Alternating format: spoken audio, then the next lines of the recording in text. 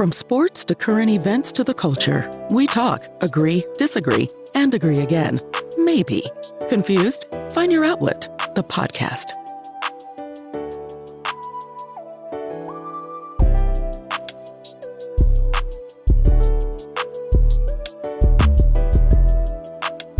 Softly, bro.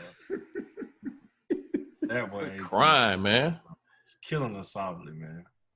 Once again, it's on, man. BJ starting the segment, crying again. Another episode of the Outlet, ATL Outlet. Let me say the introduction, man. Little ATL therapy for your soul. Got PB. We got Seed in the house. PB already crying. What's up, man? We're going to always start out the show the same way. 20 minutes and couldn't hit record. What's good, PB? Take two. What's good? Take two. What's good? See, start over. What's good? I know, right? Go throw it to me. Well, I'm going to say what I said the last time. Man, I think what's good, man, is just I'm having to work on my level of communication in this quarantine. It's interesting, man, how you talk and you hear yourself. Got a mega producer over there in AT. Whether you record it or not, you hear yourself talking, and you realize that what people hear and what you say might be two totally different things.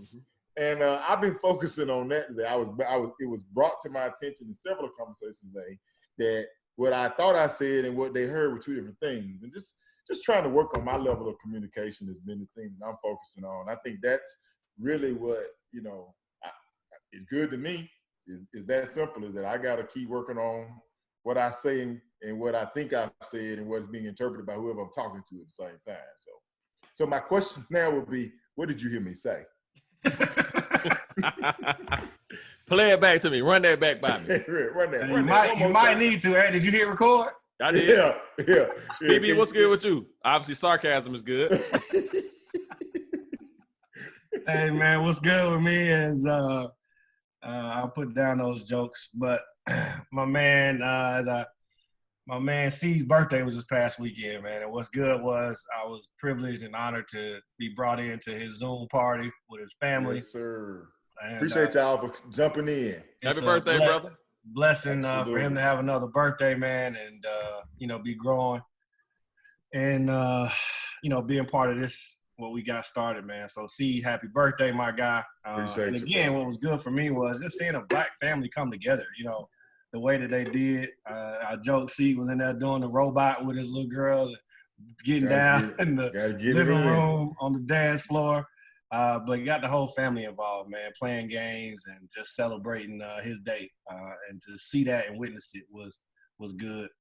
What else is good? Grandma had to go into the hospital on Friday, but it seems that she's trending up, and hopefully, God's grace, she'll be leaving the hospital tomorrow. I got to get through one more procedure, but if that goes well, we'll be happy to hopefully get her home. We're going to be lifting her up, man. I appreciate it. And I think there were two more, but I forgot the other one, but the last one I was just sharing that watched a movie yesterday called Extraction, and it was a pretty good movie.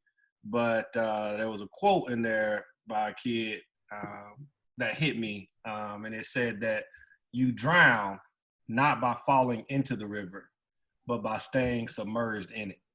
And it just hit me. That made me feel good about each day is a new day to go and change, and make your reality what you want it to be. And the concept of falling into the river is something that we are going to do, right? But that's not going to be the reason for you drowning. You drown because you stay submerged. So all you got to do is you fight, you get out the water and keep pushing, and you have opportunity to change whatever it is that you want. So that was just uplifting for me yesterday, and going to try to let it manifest in some of my decisions. So that's what's good. AT, what's good with you? Man, another day above ground. It's always good being able to contribute to society, to the fam. Everybody's close.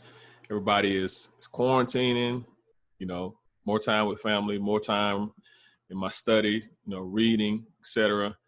So it's a good time. You studying? What you studying for, thankful. Bro? Studying when I read, man. PB, you philosophized on us. Yeah. And read. I read the shootout. You said study as if there was a particular Nah. I you know what? I've been dabbling a little bit in I've been dabbling a little bit in the French language, like picking that French language back up. So a little stuff a little bit. Give me some. Give me some. Oh man, a little simple, like bonjour, je ne sais pas, je ne sais pas, ça va, bien, merci, I hear the violin. People hear the violin. Je parle français un peu. Playing. Je parle français un peu. I hear the little violin now. So it's been pretty cool, man. But same old, man. Just thankful, grateful. They say the ATL Outlet or plug us in French. Nah, not yet, but I will. We're gonna do the whole show in French. Get ready, everybody, study up. We're gonna do the whole thing in French. Absolutely. Plug us in French next time. Hold them to it, audience. Hold them to it. Absolutely. We're gonna move right along because we got a special guest coming in. But we're gonna talk about the pandemic. Obviously, COVID-19 has hit hard. Gumbo section. The COVID-19 has hit hard, and we do have a couple of states, cities who are easing restrictions, specifically locally here in Georgia, where the governor's allowed some concessions for small business and allowing business to open. This has caused a firestorm, so I'm interested in hearing some of y'all's thoughts. What's up? Look, I mean, real quick, I was just saying, I think we're moving too fast in Georgia. You said that in the first episode. I did. We run it back though. Producer DJ Clue. But I think we're moving too fast, man. I'm one that skews towards listening to the experts, and it seems like all science goes towards we're moving too fast in Georgia. But that being said, even to move quickly, I thought it was interesting the industry that the governor wanted to open up. I mean, movie theaters, massage parlors. I mean, these are industries that make social distancing almost impossible. So I was also concerned about that because, I mean, look, at the end of the day, I think all of us would agree that there's got to come some day where stuff starts to open up, right? I mean, we're not going to stay in this mode, just forever. And so there may not ever be an exact right time to start opening it up. But it'll be interesting to see how other states do it. And that's my point right there, though. My bigger concern was just what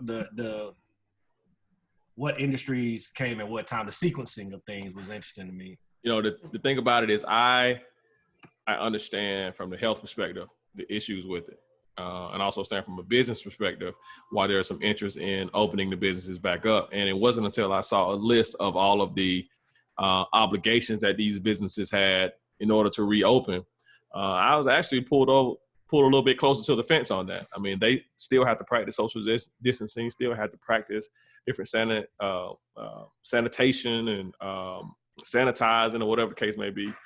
They have to do all those things to reopen. So I'm kind of like, okay, I mean, it's your choice to go or not, but I also put it on those business owners to be responsible to run a business where their lives aren't threatened. Well, I say this, PB, I know I said in one of the episodes that I was ready to go. I'll be honest with you. I ain't been nowhere. I've been amazed at the number of people who have been, for me, it has been too quick. And then when I looked at the list, I was disappointed. I was sad. I was angry. And then as I heard some of the owners of those establishments, the bowling alleys, the nail salons, the barbershops, and all those, and they were saying we're going to close, I felt better because they were saying, well, I hear you saying we can open, but we don't have to. So I felt better. But then I do know that there are some people who are forced to open. There was a salon here in Atlanta where the owner said, I don't want to be here, but I got to pay bills. So and my response with that is if you don't want them to open, then it is the government's job to make sure that they're funded appropriately so they don't have to open. Right. There are salon owners and barbershop owners who that is their only ways to make a living. And if it is, but that argument goes across so many other industries that didn't get weren't allowed to open. You know what I'm saying? So again, the sequencing is what I find interesting, right? Like what industry are you referencing? No, I mean, just Friday there were certain industries that can open, and then restaurants and I think movie theaters couldn't do it till Monday. So why weren't they allowed last Friday? Or I'm sure there was some. I thought there some layers. I'm sure there was some layer. I would think that food handling and food production probably would need a couple of more days to prepare, as compared to somebody opening a barbershop. So that's just my opinion. But still, not every industry opened up either. Well, see, people talking about the whole sanitation, the sanitizing. I said like you did, AT. The sanitizing was the issue, right? Like you said, there were some of those places that needed a little bit longer to sanitize. Right. But my question is, were they doing it? Now that puts the onus back on the owner of the property or the manager of the business. Which let's be real. Like, this should be the case regardless if we're quarantining or not. Like, you should be running a clean establishment. You know what I'm saying? My thing is this: if you have a salon owner, whoever the case may be, that is their only means of income. They can't live off of whatever they're getting from the government, and they decide to open up, and they open up to the standards that are expected by the state, which may be a 1-to-1 issue, sanitizing, temperature taking, whatever the case may be. I can understand that. Do I 100% support the governor's decision to open up the state? No. But I can understand. It's like the movie. I understand. Every industry, why did he open up and lift the shelter in place completely then? Right. Well, I mean, then we're talking some businesses that weren't allowed to open. Like, it wasn't, okay, on Monday, everybody can. Right. But I'm sure, I mean, we've always talked about a measured approach to reopening the state. Yeah, but based on your argument, right, like, it comes down to whatever industries or organizations that's their only way to make money, they should be allowed to open, right? Well, I think this is just a sample. This is just a test case. I mean, give me another industry. Give me another industry that's not open that you feel should be included. I mean, I don't know the entire list. Right. My thing is, if it's sample, okay, then let's wait. They give me, like, in my brain, I said, okay, I'm gonna give them 4 weeks. Let's go through the whole month of May. Tell me the numbers of what's happening. Now we can pick another subset of businesses. And I think that on the back end, again, the larger numbers are going to start when we say, okay, you can go to concerts, you can go to athletic events. That's down the road. We're going to see how we do with small business first, and then we'll move forward. So I feel like restaurants are bigger venues than individual 1-to-1 salons, massage parlors, and things of that nature. So I think it's just a measured approach as far as, let's see where we are now. That's just my opinion. Right. Arbitrary to me. It's like, you can go and open up Lenox Mall, right? But maybe there's some other industries, like, sporting events you can't do, I guess, right? Or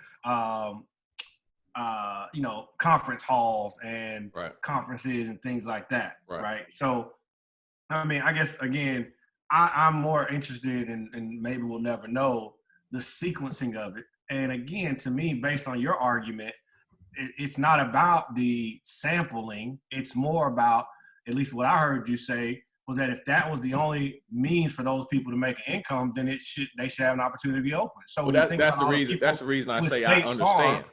With State Farm Arena and all the people that are displaced because they can't go and make money at State Farm or at Truist or at Mercedes-Benz, right? Those people don't have the opportunity. But those aren't small businesses. This is directed at small businesses. Lenox Mall isn't a small business. Lenox Mall was not open last Friday. It's open on Monday. But it wasn't open last Friday, is what I'm telling you. So the sequencing for him is the smaller the business. Hey, y'all. Yeah, but I love the argument. We ain't gonna solve it. We ain't gonna solve it. You're right. We're gonna have these two extremes. Bring it to the table. Let's see. Now, for me, it's like that's all it is. That's all we can do. That's all we can do. I was upset. Yeah.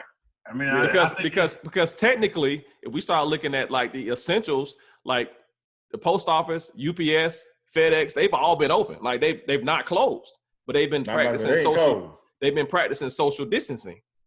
Now, those are large companies, but they operate in, small, distinct little separate areas. But let's not act like all of those businesses have been closed. I mean, they're open. It's proven that they're open and they can work with social distancing. You go to UPS store now, there's a line down the block because everybody is 6 feet apart. So I don't see the difference. I hear you, bro.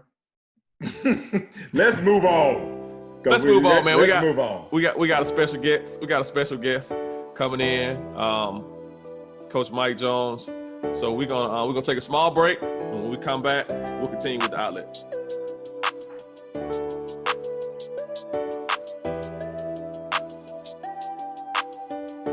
From sports to current events to the culture, we talk, agree, disagree, and agree again. Maybe. Confused? Find your outlet, the podcast.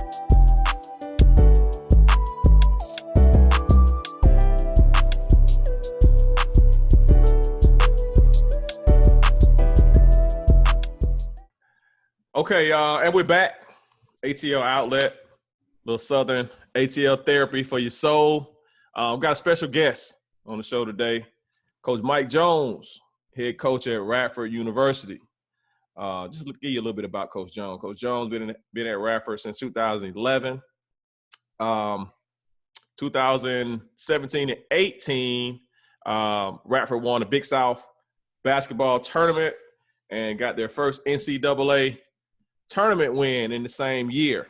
Coach Jones has been a very successful basketball coach for long time now, right, Coach? Long time. Coach, don't let it do you like that. I was about to say, come on, let you get all your shots off, Coach. Let you get all your shots off. I'm gonna congratulate you right here, though. 2017-18 Big South Coach of the Year. He's the NABC Coach of the Year 2018. He had stops before Radford at VCU, Georgia, West Virginia, Richmond, go Dogs, Furman, go D's. He been all over the place during his tenure, and great leader of young men. Somebody I can call a coach, I can call a friend. Most importantly, he's the father of Nate and Miles Jones, who I remember as real little kids when he coached me. Nate played at Bucknell. Graduated 2019, and Miles is currently a freshman on coach's team at Radford. And the most important person is the wife, the professor at Radford. Miss Sharon, shout out to the wife. Mama Jones is doing good. Good. Well, Coach, we always start the show with a "What's Good" segment. Just give us an opportunity to tell us what's going on in your world and what's good. We have enough bad news. We want to hear what's good. So what's good, Coach?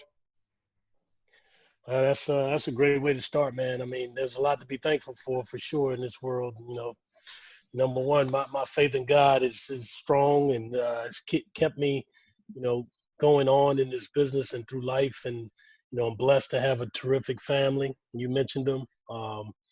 And just an unbelievable opportunity to be the head coach at Radford, man. So all that stuff is good. I've been there at Radford now for 9 seasons. And you mentioned winning the championship in 2017-18. I probably would have won it earlier had you not sent your cousin to the rival school, Charleston Southern, in the league. But we're not going to really talk about that because I know we're talking about what's good right now. I see you, Arline. Shout out to Arline. Oh, man. Yeah, Arline was a tremendous player, man. Caused me a lot of pain my first 4 years as a coach at Radford. But it's amazing what you remember, right, Coach? Oh, yeah, no question. So nah, man. The world is good, and in my view, man, I'm grateful for my life and the people in it, including you. I appreciate you, Coach. Tell me, extensive history of coaching. What's the secret sauce, man?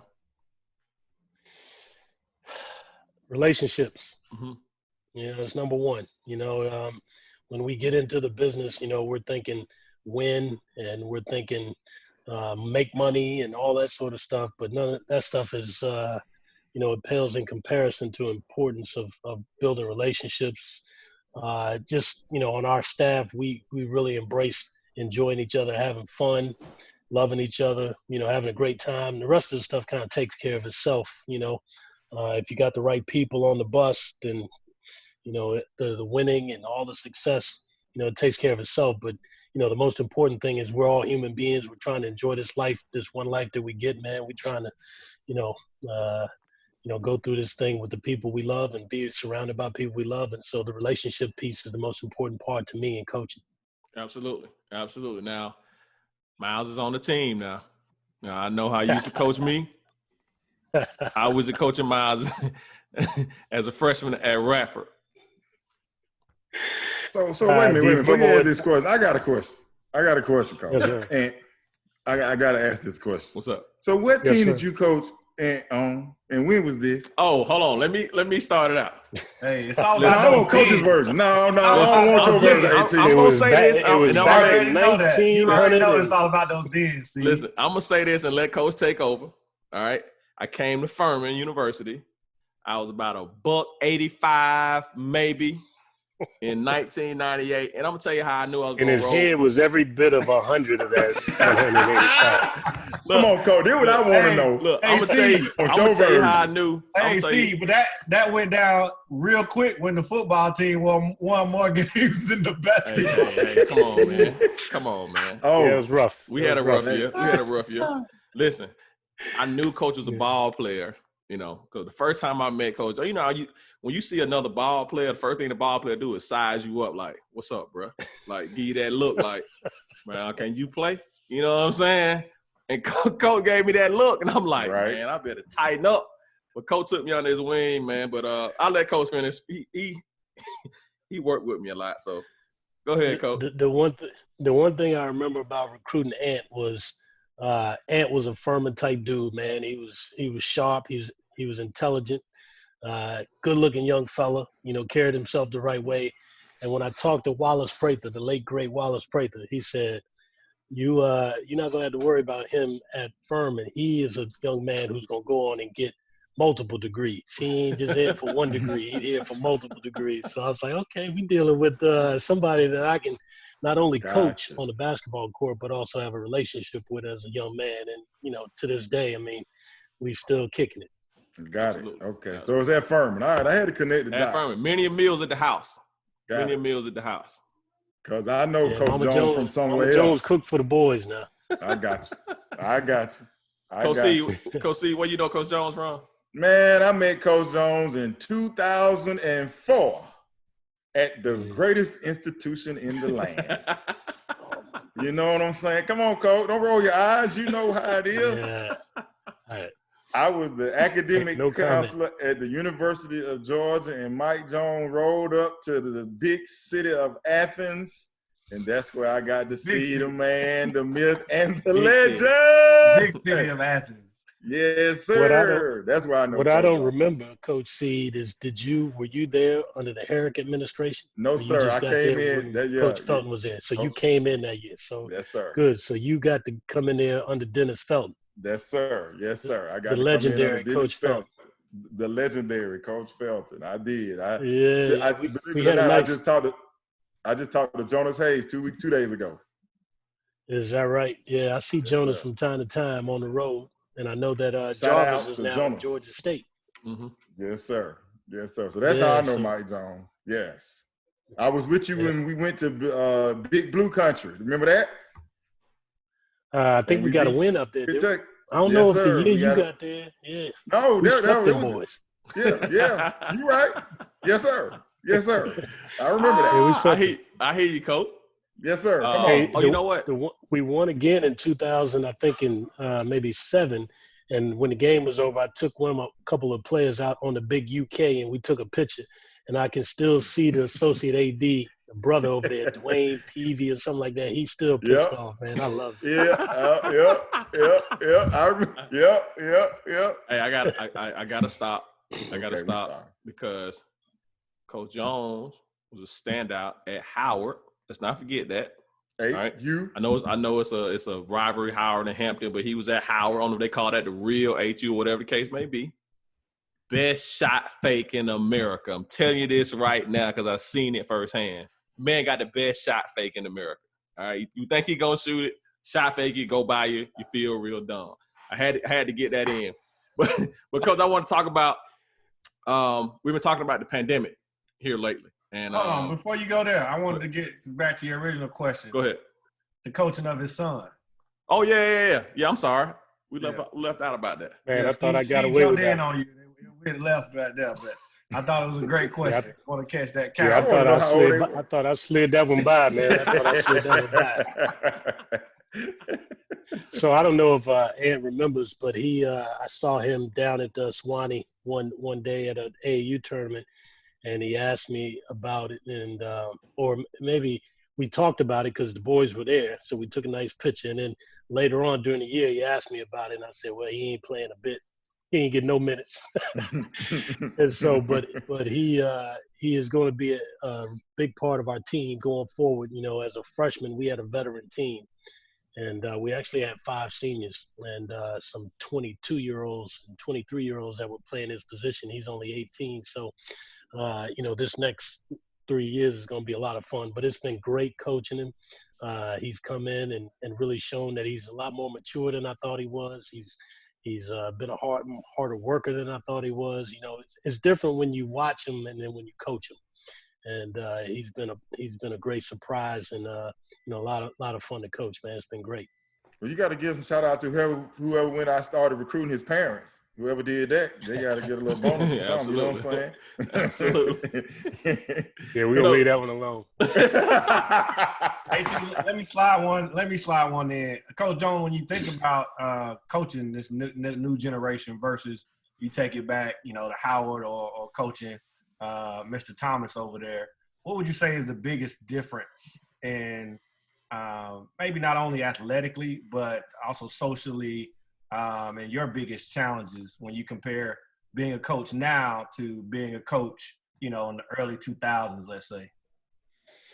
Yeah, that's a great question, man. When we recruited Ant, that was like 97, 98. And, you know, the kids at that point, they just listened, you know, like you told them what they need to do and they just did it. You know, nowadays it ain't like that. You know, you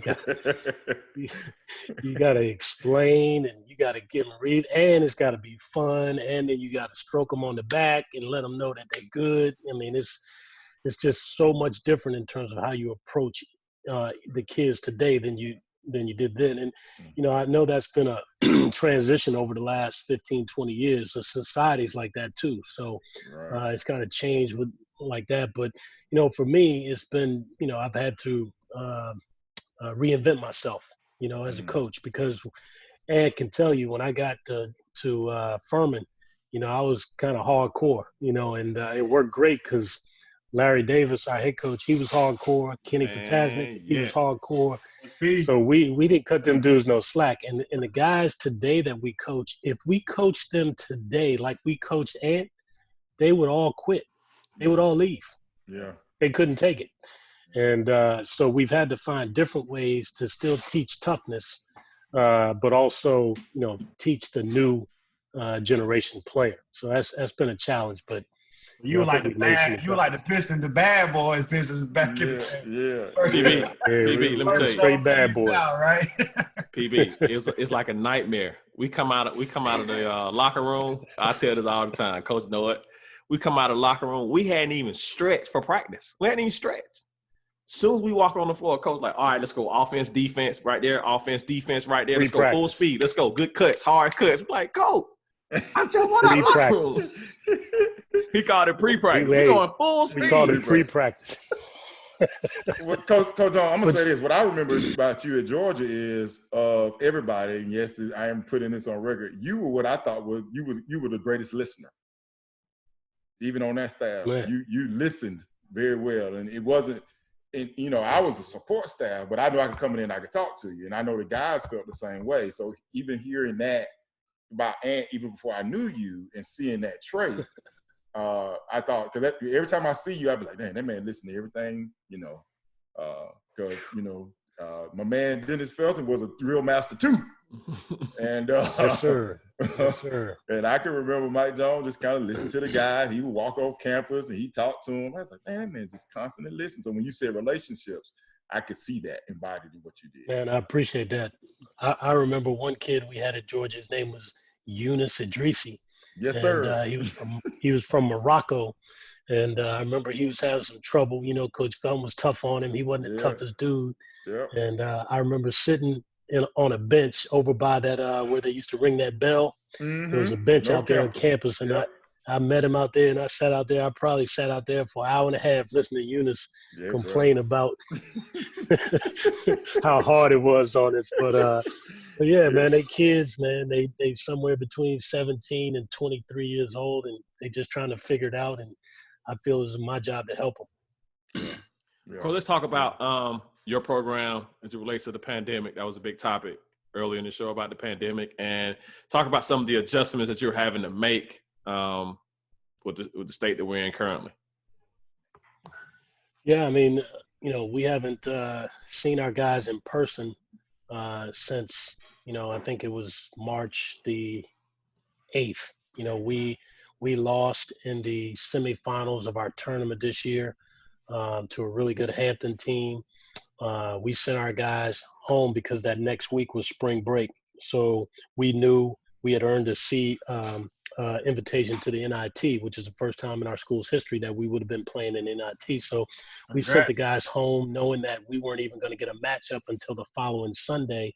And so, you know, they got to go home. And so they were actually headed back to campus, and they made it back to campus that next Thursday. And then we canceled everything. So I was coming back in town. I didn't even see him. Mm-hmm. So we haven't seen him since then. So all we've done is like this, Zoom meetings. Mm-hmm. And so every week we started having Zoom meetings and, you know, helping the guys, you know, stay motivated to finish the semester strong when they have to do it online, which is a very difficult thing. Yeah. And then just starting to talk to them about, you know, things as it relates to next season, meaning, you know, our culture, how we do things, you know, how we're going to operate going forward. And, you know, we're still recruiting too. So still got a couple guys to add to the mix, but with this current team, trying to get them to understand, you know, what we're all about and how we do things. And Coach, what was that message like to the seniors that, you know, you get your first NIT bid, it sounds like, and then everything just goes dead, right? What was that message It's like? Interesting. That's good. Say that again. What was that message like to your seniors? Yeah, so we haven't had any closure. You know, that's been the difficult thing. We haven't come together. Usually at the end of the year, season's over, you come together, you talk about everything.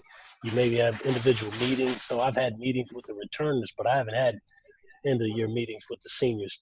They still don't know, you know, they're not going to graduate, you know, walk with their caps and gowns, which is a huge closure moment. You know, we didn't get to play our last game. We were all looking forward to that. They didn't want their season to end. So it's you know, it's certainly been different and challenging. So right now, my focus with the seniors is, look, all of you guys who are on track to graduate, you know, we got to get you to that finish line. And, you know, once we do that, then I told them, I said, we would have a virtual graduation. We'll buy you a cap and gown. You can wear it. Right. I'll mail it to you. Right. And we can go through that because that's the moment that I've been waiting for all those, you know, all those years. Yeah. You know, Coach, you were talking about culture, and I think when you made that analogy about how you're singing, so my question was going to be, how are you doing them? How are you trying to tackle that closure? And you mentioned it, but then I think too, if I'm an underclassman and I hear my coach, my leader saying that about them, that helps me understand culture.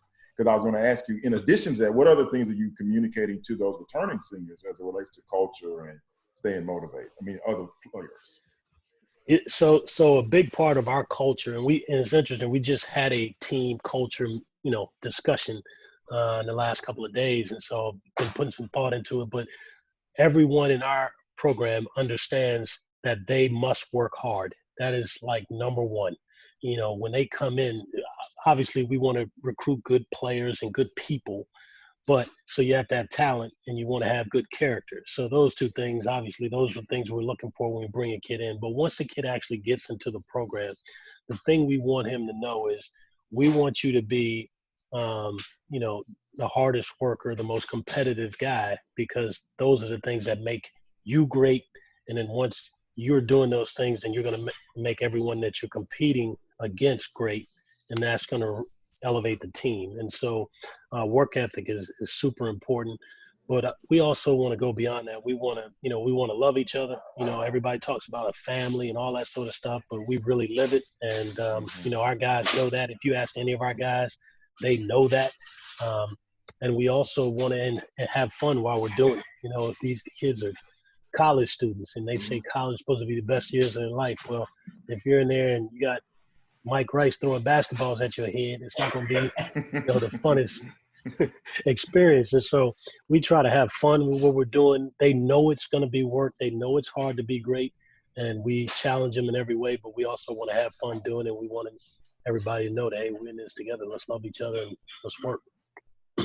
That's awesome, Coach. Awesome, Coach. And doing a great job up there, man. And so we're gonna pull you away from your job a little bit and get you in this gumbo right here. You've been watching the Last Dance? Yeah, I've been watching. Okay. Want to get your thoughts. Now, we've talked about the first 2 episodes, but you can feel free to comment on those as well. We have not jumped into episodes 3 and 4, but obviously there was a lot going on about Rodman, the whole Pistons, Bulls rivalry. Just want to get your general take on that Pistons Bulls rivalry, as I'm sure you watched a lot of those games. First of all, the Pistons, that's me. That's who I am right there.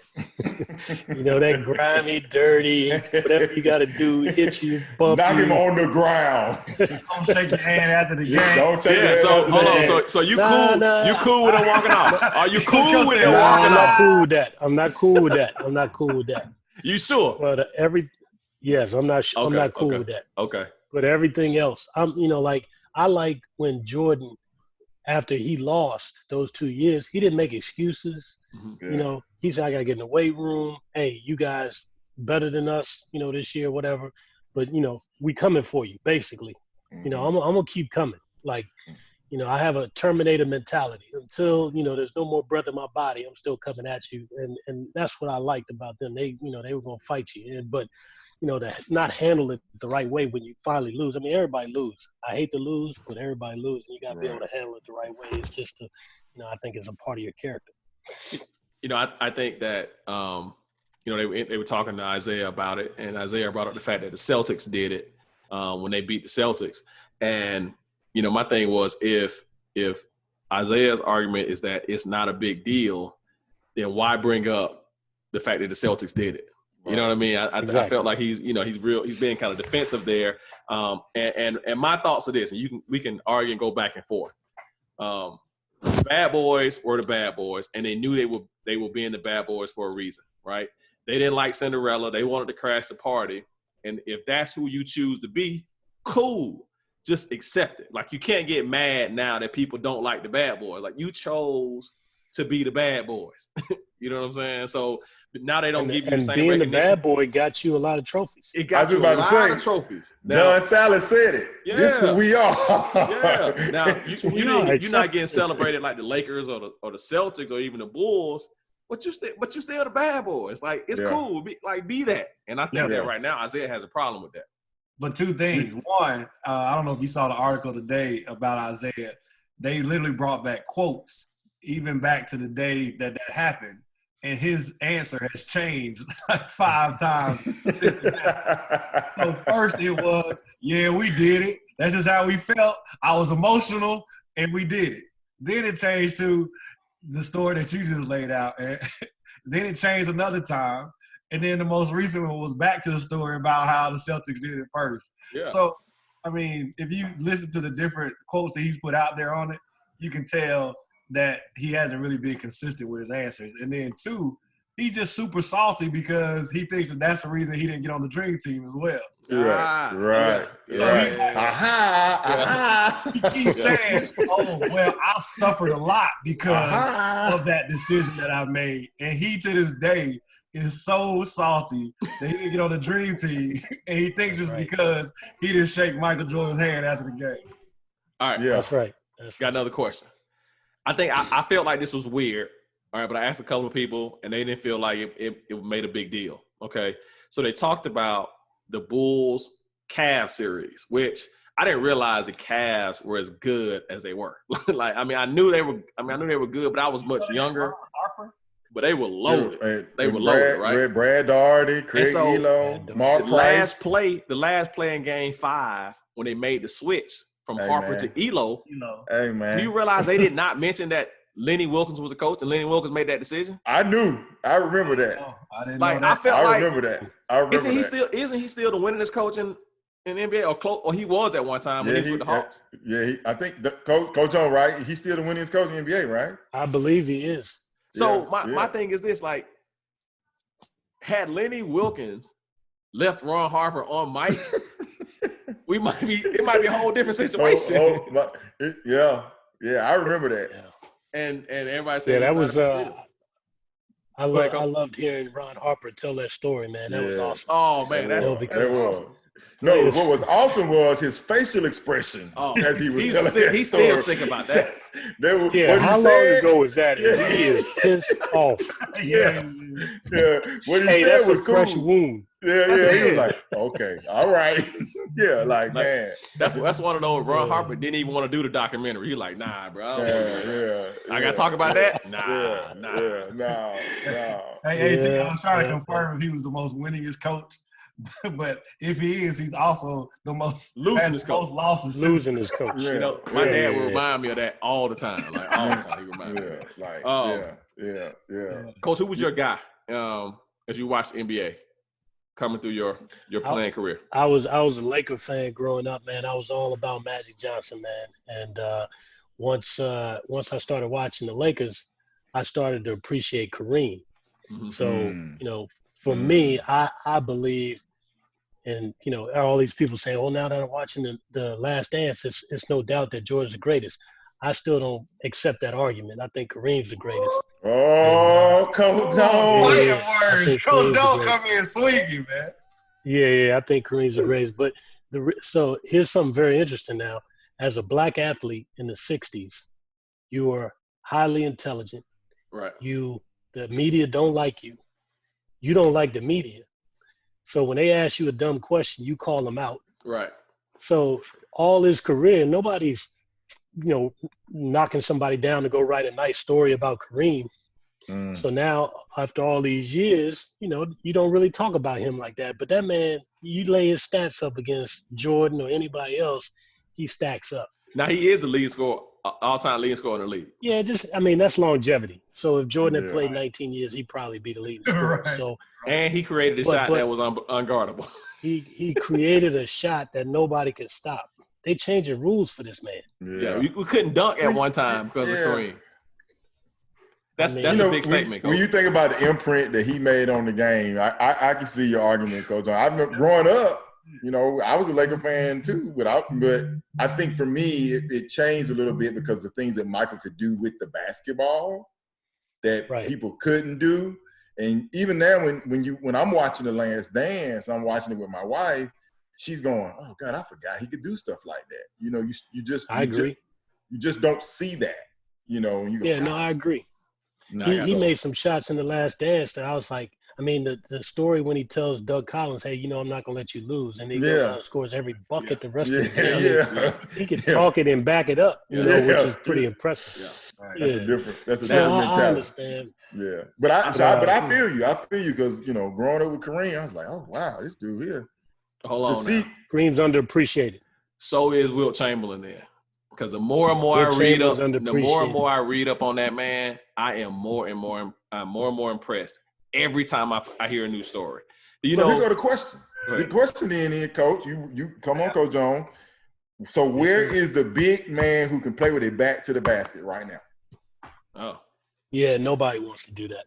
Nobody really wants to do that. We just named Wilt Chamberlain and Kareem as best ever. We'll say it on the show, best ever. Where is the other big? Where are they? Where the 7'1", 250 play their basket? When you got 6'10", 6'11", shooting threes, like it's just not sexy, man. It's not sexy. Coach, would you say reinvent the game? Reinvent. You got to reinvent. Coach Thomas, you got Walker Kessler, All-American. What's up? Come on, you weigh in now.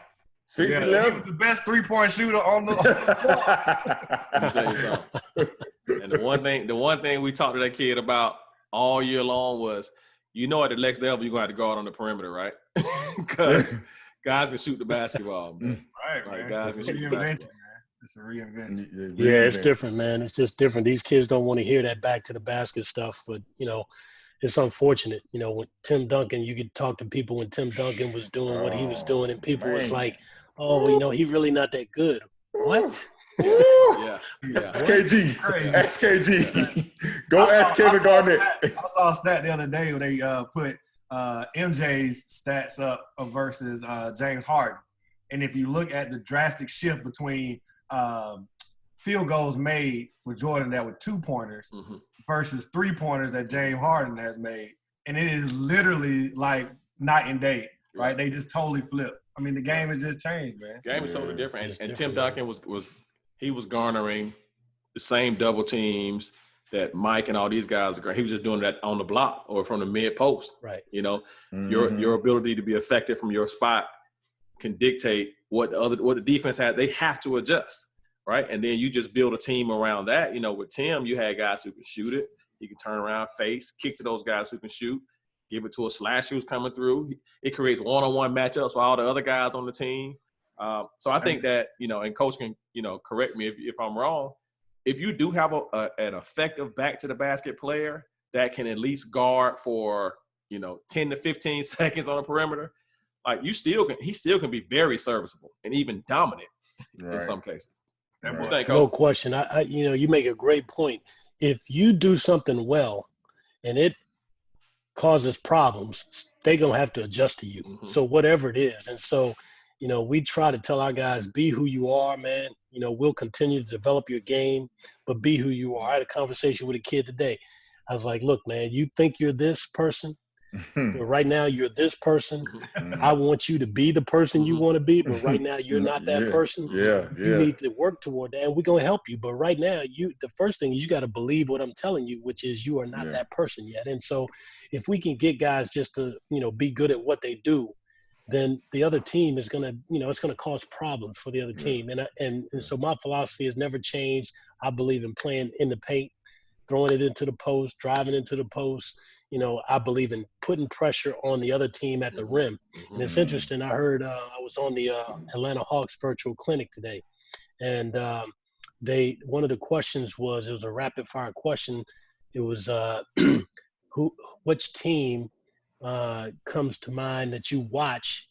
There were these other NBA assistant coaches, and like, what other teams do you watch for the defensive end? And they all mentioned, for the offensive end, they mentioned Toronto. And one of the coaches said, Toronto is constantly attacking downhill, trying to put pressure on the rim because they believe when they do that, that's going to open up threes for them. So, whether you're throwing it inside, you're putting pressure on the paint, or you're driving the paint, you're putting pressure on the paint. That ain't going to never change. People get nervous when you're at that basket. That's right. Get to the cup. Let's get to the cup. Get to the cup. Get to the cup. Yeah, I believe in the traditional big. Yeah. Appreciate it, Coach. We just got a couple more minutes here. I want to take all your time. You watch football? Watch NFL? Sometimes. Who's your favorite team?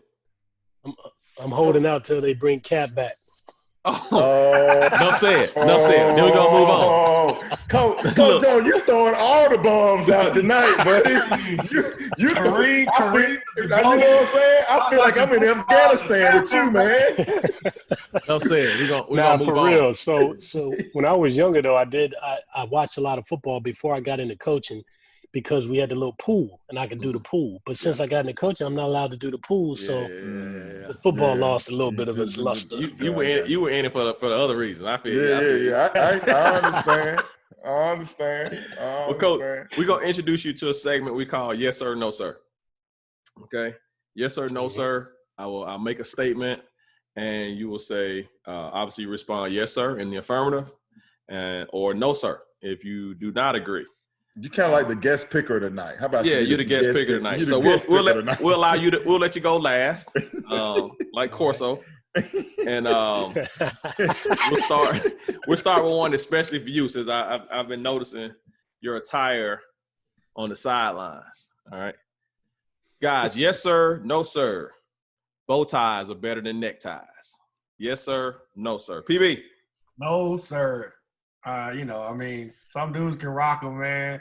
And, you know, in tux maybe, but it's just not I'm not that guy, man. I'm going with the traditional necktie. See.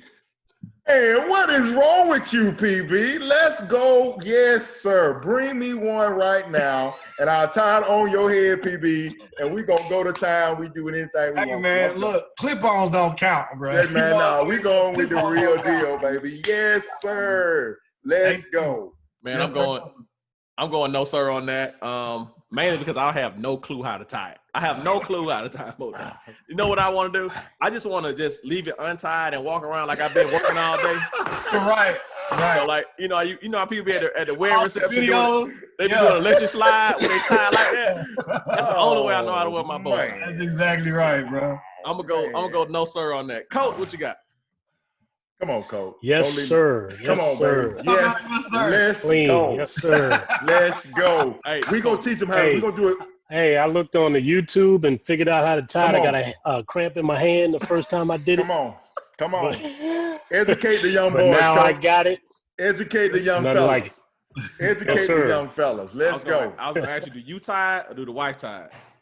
But you, I tie it. Okay, all right, cool. I tie it, brother. Next, yes, sir, no, sir. All right. This question, Cole, we talked about this long time ago. The ATL party scene is better than the DC party scene. It's for you, Cole. Yes, sir, no, sir. I get to go first. No chance. Yeah, he already. You know what I'm saying? That already set him up. Man. Yeah, you know. That's probably if the Atlanta scene is good, that's probably because there's a bunch of DC people. Come on, Coach. Did you do us like that, Coach? Hey, Coach, you know this is an ATL outlet, though. ATL outlet, man. Hey, come on, what's that right there? Come on, Coach. What's that right there? Right. Hey, show him. I think it's all the collective, no, sir. from the ATL outlet. We appreciate the effort.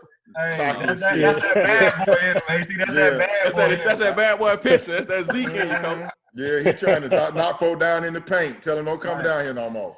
Okay, I got no doubt. I got two more. The first one, we'll go ribs over steak. Yes, sir. No, sir. Ribs over steak. We start with seed. Yes, sir. Yes, sir. We're going to go yes, sir, with that one because I just had a piece of steak and it took forever for it to digest, but I can eat a rib all day long. Yes, sir. PB. Ribs over steak. I'm going to go no, sir, bro. I mean, I love some ribs for real, but man, steak, you just have it so often, bro. Like you don't have ribs all the time. Steak, you can, I mean, I'm gonna go with steaks all day, bro. Bougie.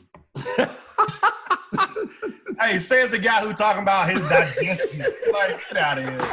I'm going rib. Yes, sir. Ribs over steak. Gotta have a slab. Gotta be able to pull it apart. I'm going ribs over steak. Yes, sir. No question about it. Coach, what you got? Yes, sir. Yes, sir. Bring me a rib, bro. Just one rib. That's all he needs. I see him dipping it in the sauce 3, 4, 5 times. Oh, my goodness.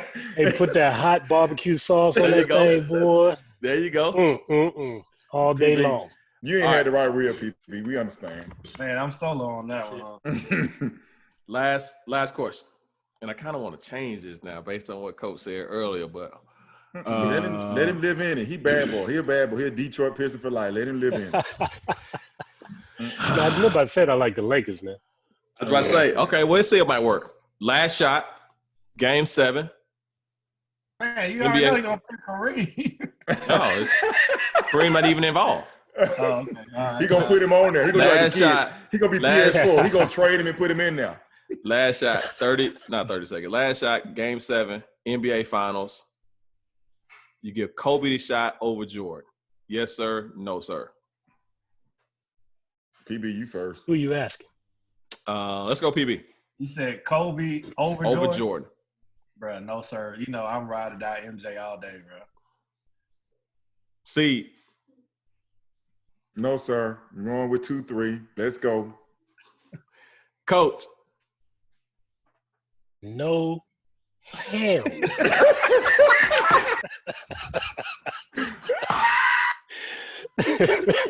I was a Lakers fan, but I wasn't even a Kobe fan. I thought he was gonna take the bait.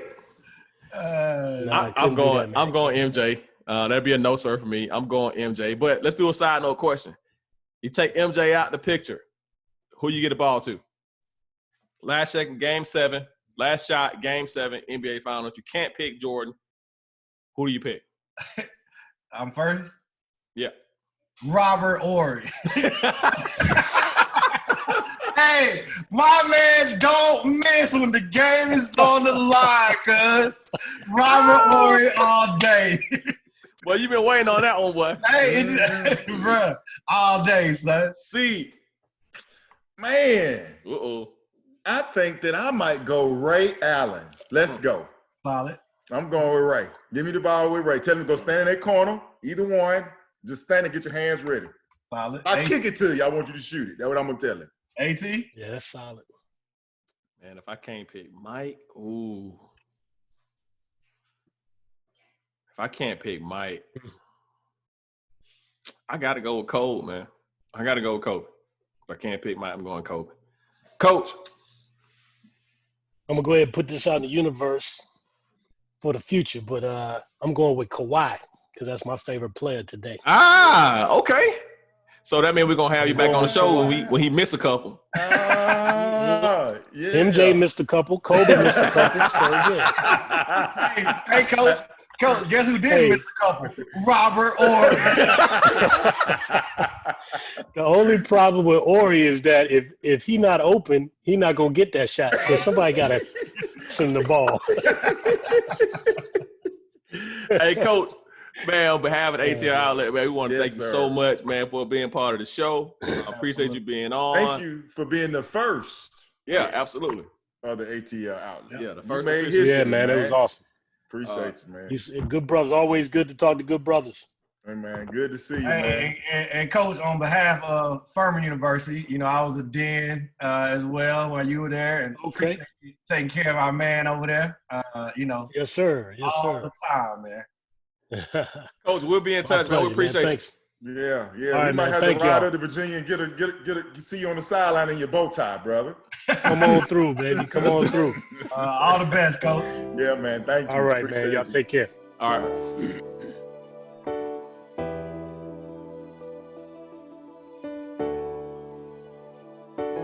From sports to current events to the culture, we talk, agree, disagree, and agree again.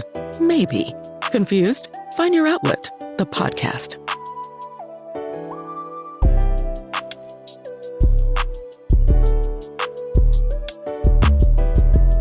Therapy for your soul. Oh, man, we had a good time with Coach Mike Jones from Radford University. We really appreciate him coming on, sharing his words of wisdom. Guys, we had a great show today, man. Yeah, man. Hey, Coach Jones, man, that was excellent, bro. You know, we got to do that more often. Shout out to Radford. I'll definitely be checking them out moving forward, man. Yeah, I say for me, it was good just seeing him again and then hearing him. And it just brought back a lot of memories. So, yeah, I definitely want to check them out. And I love the fact that he talked about culture and what it means. Absolutely. Absolutely. Man, relationships. So y'all stay tuned in, man. We got another episode coming up soon. We'll be talking about the NFL draft. Until then. Plug us in 20, baby. Shout out to us. Absolutely. All platforms. Get it in. We'll holler. From sports to current events to the culture, we talk, agree, disagree, and agree again. Maybe. Confused? Find your outlet, the podcast.